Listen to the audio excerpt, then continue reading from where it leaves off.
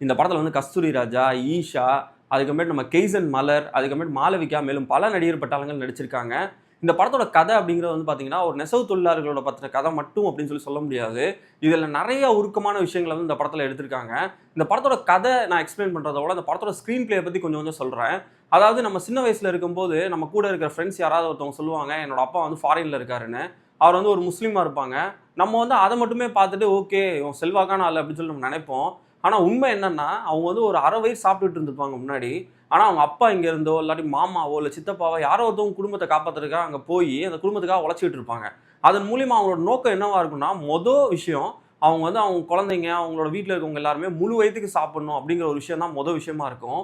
ஆனா நம்ம வெளில இருந்து பார்க்கும்போது நம்ம வந்து அவங்க ரொம்ப வசதியா இருக்காங்க, அப்படி இருக்காங்க, இப்படி இருக்காங்கன்னு நெனைப்போம். ஆனா அந்த வீட்டுக்குள்ள இருக்கிற பிரச்சனைகள் என்ன அப்படிங்கிறத வந்து இந்த படம் வந்து விளக்குது. இந்த படத்துல வந்து நெறைய நல்ல விஷயங்கள் இருக்கு. அது எல்லாத்தையும் ரொம்ப அழகாவே நல்லா விவரிச்சு காமிச்சிருக்காங்க. அதாவது ஊருக்கு அனுப்பிச்சுட்டு ஒரு ஏக்கத்தோட இருக்கிற ஒரு மனைவி, அது வந்து ஹீரோவோட சித்தியா வந்து வராங்க.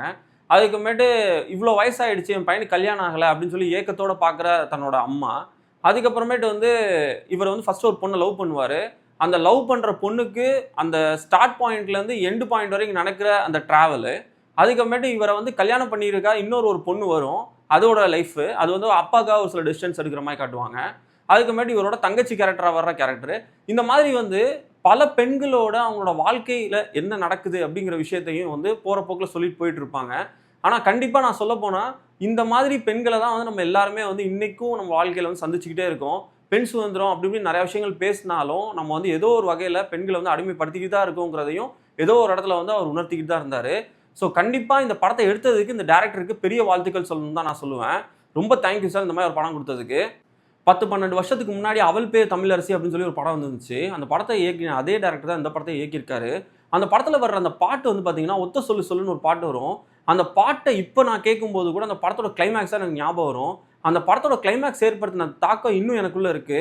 அந்த மாரி இந்த படத்துலயும் பார்த்தீங்கன்னா, ஒரு குடும்பத்துக்குள்ள நம்ம அப்படியே டிராவல் பண்ற மாரி எடுத்திருந்தாரு. நமக்கு ஏதோ வந்து நம்ம பக்கத்திலேயே இருப்பாங்க அந்த ஹீரோ, பக்கத்திலேயே இருக்கிற ஹீரோயின் அப்படின்ற மாரி தான் இருக்கும். அவங்களோட அந்த படத்த வந்து முழுசா நம்ம டிராவல் பண்ண முடிஞ்சதுக்கு காரணமே என்னன்னா, அந்த படம் வந்து ரொம்ப டெக்னிக்கலா சூப்பர் ஸ்ட்ராங்கா எடுத்திருந்தாங்க. இந்த படத்தோட மியூசிக் ரொம்ப நல்லா இருந்துச்சு. படத்துல வர எல்லா பாட்டுமே ரொம்ப நல்லா இருந்துச்சு. கேமரா ஷாட்ஸா இருக்கட்டும், அந்த ஆங்கிள்ஸா இருக்கட்டும், எல்லாமே ரொம்ப நல்லா ஒர்க் அவுட் ஆயிருந்துச்சு. இந்த படம் உங்களுக்கு டைம் இருந்தா கண்டிப்பா பாருங்க. நன்றி.